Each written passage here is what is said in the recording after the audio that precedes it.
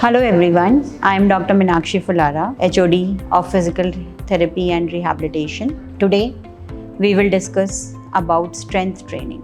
So generally हम जब strength training की बात करते हैं तो हम ऐसे सोचते हैं कि हम कितना वज़न उठा सकते हैं या फिर जिम में जाके एकदम से बहुत ज़्यादा वज़न उठा लिया या कितना ज़्यादा वेट हम उठा सकते हैं, उसको हम हमारी स्ट्रेंथ से रिलेट करते हैं।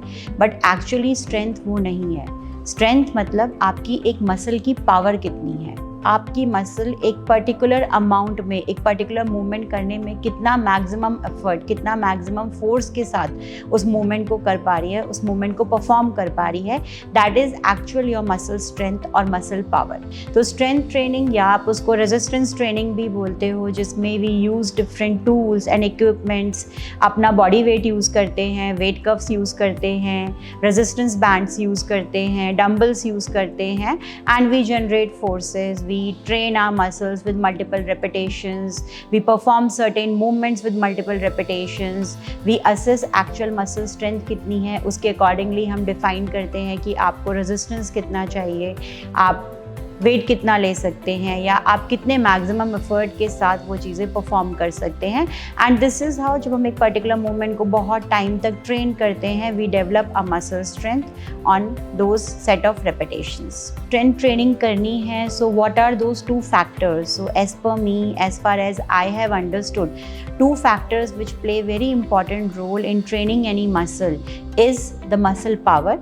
Actual उस मसल की पावर कितनी है, जैसा कि मैंने बताया कि वो मसल एक पर्टिकुलर मूवमेंट को क्रिएट करने में कितनी मैक्सिमम फोर्स क्रिएट कर सकती है, that is your actual muscle strength. Plus उस मसल की एंड्योरेंस कितनी है। मानो मैंने आपको 2 kg का वेट दे दिया, तब उस 2 kg वेट से एक बंदा 5 रेपिटेशंस कर पा रहा है और एक बंदा उस 2 kg से 10 रेपिटेशन कर पा रहा है। सो एक सर्टेन अमाउंट ऑफ वेट से हम कितने नंबर ऑफ रेपिटेशंस परफॉर्म कर पा रहे हैं in defined period of time, that is defined as muscle endurance.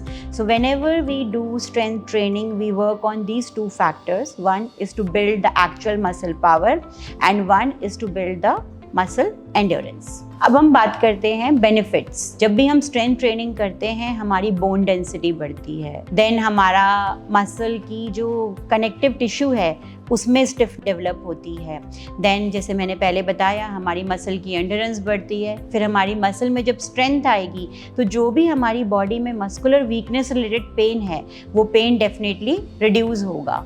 फिर हमारा रेस्टिंग मेटाबॉलिक रेट जो होता है वो स्ट्रेंथ ट्रेनिंग से इंक्रीज होता है। बॉडी फैट टिश्यू होता है वो डिक्रीज होता है।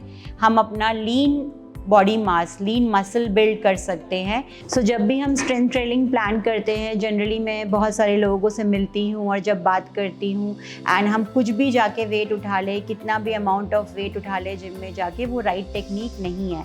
आपको कभी भी किसी एक्सपर्ट सुपरविजन में पहले अपना मसल को असेस कराना चाहिए, उसके बाद ही स्ट्रेंथ ट्रेनिंग प्लान करनी चाहिए, so that you get better results in good amount of time. Thank you so much.